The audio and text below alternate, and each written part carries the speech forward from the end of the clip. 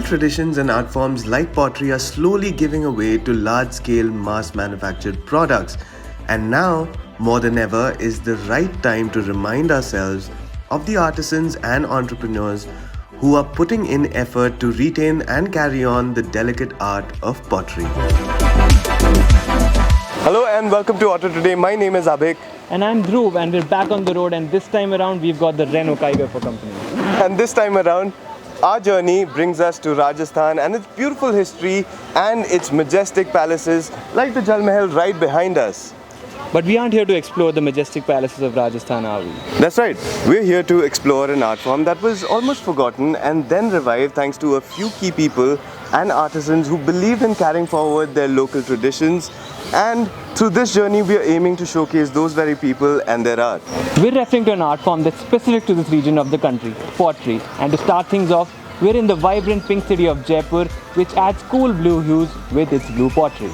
So, what are we waiting for? Let's hit the road and explore blue pottery in Jaipur.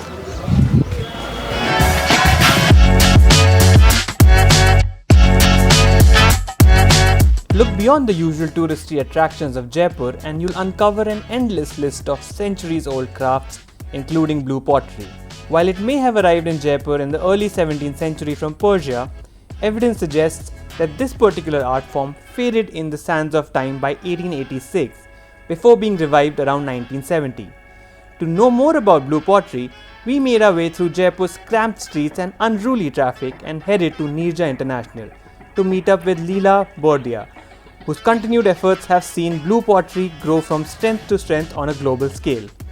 Leela Bordia has worked closely with craftsmen from neighboring villages to set up what is now a fairly large-scale operation, while also helping Jaipur blue pottery earn a geographical indication or a GI tag, a mark of authenticity for certifying a product's quality based on its geographical origin.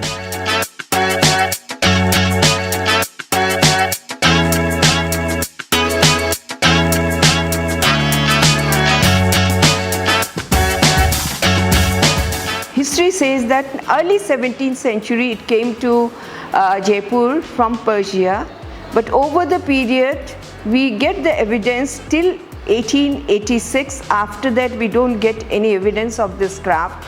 But then 1970, Rajmata Gayatri Devi, Kamla Devi Chattopadhyay and Kripal Singh Ji, those three people thought of reviving this, and then I came to Jaipur 1974, and we all thought that we should do something with this craft because it has got the unique look, and there was nothing has been done for that, though a lot of people were working.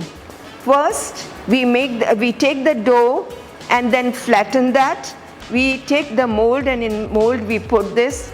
Once it dry, then we clean that, and then afterwards we have to do the white coating.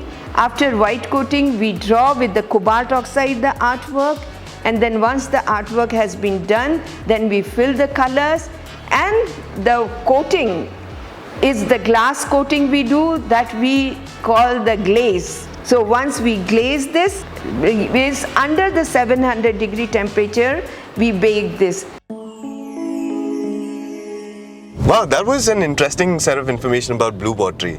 Yeah, pretty amazing to know that this art form has been trickling down for centuries and is still being kept alive. And flourishing by the looks of it.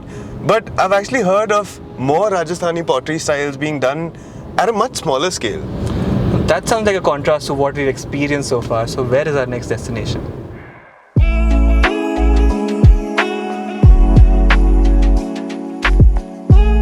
Tucked away in a nondescript village 20 kilometers from Sawai Madhepur, far removed from the busy highways and bustling city streets, the village of Shamata is home to a rather small-scale operation run by Mukesh Prajapat, specializing in black pottery. Operating out of his humble home no larger than a regular 1 BHK, Mukesh is one of the few, if not the only one in India keeping this art form alive. While the process of shaping and molding these pieces is fairly traditional and straightforward, these pieces get their unique look during the baking stage, courtesy the ash that is used to cover the furnace seeping into the makeshift oven and giving them an almost metallic black finish. These pieces cost anywhere between 50 rupees to 500 rupees depending on their size and the level of detailing. With little to no presence of black pottery in the digital space, these pieces are a rarity, especially when compared with blue pottery, and while this craft and the people behind it certainly deserve more exposure, this is also what makes it unique and that much more desirable.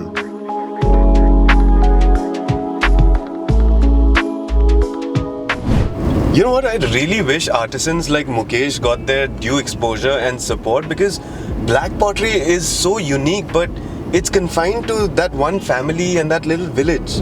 Well, I totally agree with that statement, but I also believe that individual exposure of the artisans is what defines the art form, and we're now headed to one such artist who has been keeping his family's tradition of Kagzi pottery alive.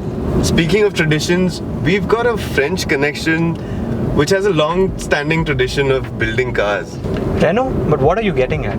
Well, there's a reason why we chose the Kiger as our companion for this trip, because it is a made in India, made for India product, and the aim of this video for us, for this trip in fact, is to promote local art form, and the Kiger actually fits into our theme very well. Well, now that you've pointed it out, local production does have its advantages because the car can be tailored to our very unique needs. Plus, at the same time, it also offers employment opportunities to plenty of engineers and technicians. Most of all, it's the need of the Indian consumers that's kept into perspectives. I mean, take for example the exterior. It's so attractive. The styling cues are borrowed from the Quid, which is an already established successful product in the Indian market. Or even the interior for that matter, which feels premium for a car at this price point, with the likes of this digital instrument cluster in front of me, or this lovely touchscreen which supports wireless Android Auto and Apple CarPlay. But more than anything, you know what has impressed me the most about this Kiger? It's the CVT. It is so much smoother than cheaper alternatives available in the market, and it pairs really well with this punchy 1-liter turbo under the hood. I mean, I think you would also agree when I say that this is far better than the CVTs we've experienced in the past. Correct, yeah, that's true. So Kagzi Pottery is where we're headed next, which is in Ramgar. Do you mind punching in the location so we can get going? Yes, sure.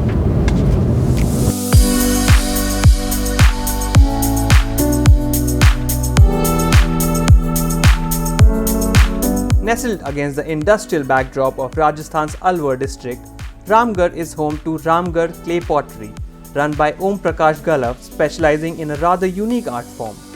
Kagzi here refers to the lightness and thickness, or the lack thereof, relative to more commonly found examples of clay-based pottery. This craft is exclusive to Ramgar and Om Prakash Galav's family-run outfit. Aside from the aforementioned characteristics, the other defining traits of Kagzi pottery are the intricate details that adorn these pieces and the varying earthy tones that give it a very unique appearance. Carving these patterns or jalis, once the pieces are molded, requires unwavering focus and is done completely by hand. These pieces are baked in a wood-fired kiln at temperatures varying from 700 to 800 degrees Celsius before being left to cool down overnight. An artist in itself, the furnace acts as more than just a tool in the case of Kagzi pottery, as it's the baking process that gives these articles a unique appearance in varying shades of brown, orange and black.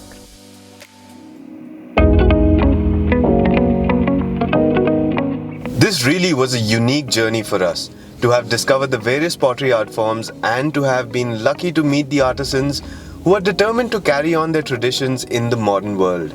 Yes, indeed, this was a deep and meaningful insight, especially keeping vocal for local in mind, as these are the artisans who need a voice to spread awareness of their craft to more people across the country so that they can sustain and in time thrive with their businesses. Well, that's all we have from the Vocal for Local drive with the Made in India for India Renault Kiger that has been a steady partner on this journey. If you like this video, then make sure to express it by hitting the like button, and do remember to subscribe to the channel for more travelogues. Until next time, remember to buy local and drive safe.